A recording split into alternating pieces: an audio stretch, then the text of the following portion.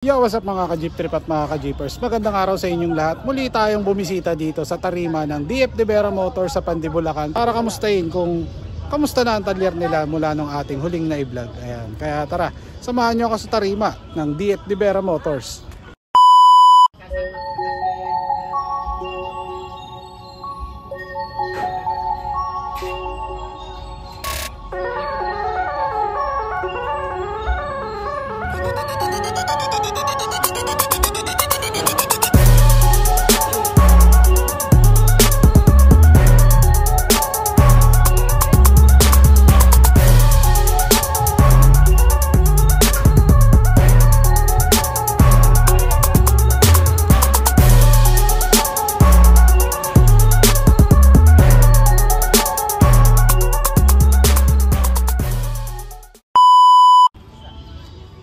Yun, so Boss Doming, anong ginagawa nila dyan? Ayan, nagbubuhat na chassis, bagong chassis. Chassis? So bagong gawa yung chassis, no? Ayan. Ayan, no? All goods mga boss. Ilang seater yan, Boss Doming? 14. 14. So 14 seater, no? Etong nasa tabi mo, boss, ano to? Ano naman to? 11. 11 yan. Ayan, so 11. Ito yung kanilang chassis mga boss. Makapal din to mga bossing. Ayan, pag nakita nyo, ayan. Makapal din ang pagkakadali niyan. Sila lang din ang gumagawa dito sa DF De Vera Motors niyan mga boss. Ayan. Ito, ililipat nila at lalagay doon sa kabila para mabuuhan. Atras. Para mabuuhan na ng plataforma mga boss. Ayan. Siyempre nandito si Boss Tonton Mapagmahal. Uy, Boss Tonton. Ayan. Mukhang papagawa ka na naman ng may panibago na naman ha. Wala. Pas na. Siyempre dito naman tayo dumako sa isang ginagawa nila mga boss. Boss, ilanan to boss? 16. Ayan. 16 seater to mga boss. Ito yung parang pinakamahaba na ginagawa nila dito. Double tire na to mga boss. 16 ang haba.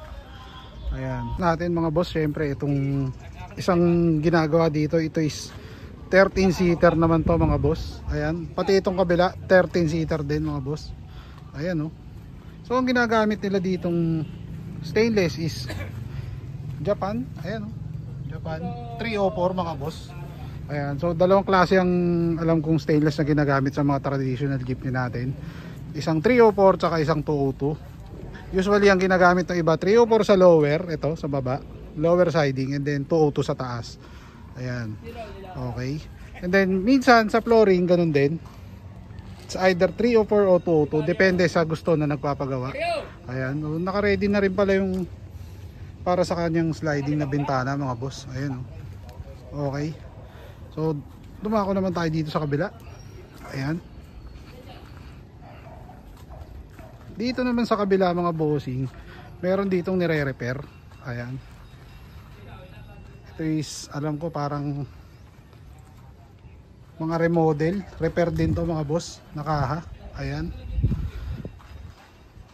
Ito din. Kumbaga sila yung mga nabuhayan ng loob na magpagawa ulit ng mga traditional jeepney, since parang nababalitaan nila is parang hindi natuloy. Ganon. Since nung nakaraan is sinabi wala raw pondo. Okay. Next natin dito. Ayun, oh. Dito yung jeep ni Boss Tonton Mapagmahal. Ayan. Naaarkila to dito mga boss. Ayun, oh. Ayan. So, etong jeep na to is nakakagala na. Ayan, oh. Ito is 15 seater o 16 seater kung di ako nagkakamali. Ayan. Okay.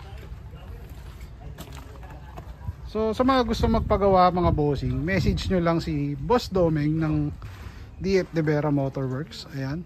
Dito lang yan sa may Pandibulacan. Tapat lang to ng Amana Water Park and Resort. Ayan.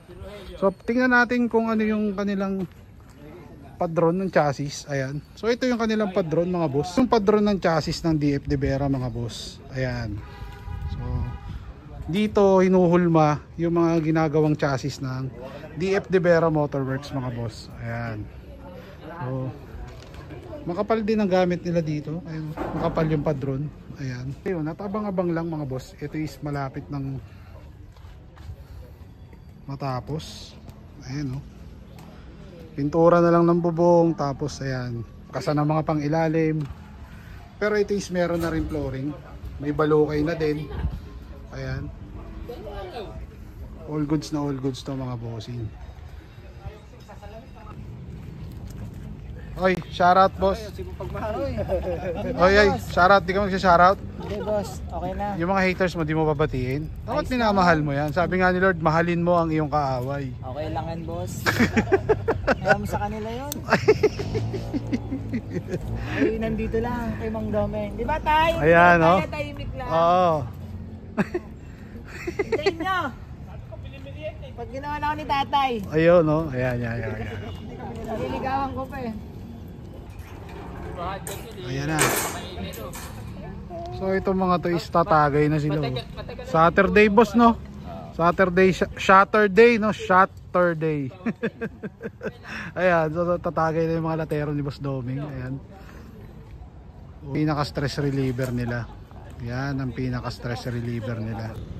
Yun mga boss, at sa lahat ng mga gusto magpagawa ng kanilang traditional jeepney at gusto ay mga mahahabang unit, ayan, punta lang kayo dito sa DF De Vera Motors sa may Pandibulacan mga boss. Tapat lang to ng Amana Water Park and Resort. Ayan, so maraming salamat sa lahat ng mga nanood sa akin since day 1 at sa lahat ng mga umorder ng ating jeepney Pinas Looking at mga sticker. Maraming salamat. So please like and subscribe.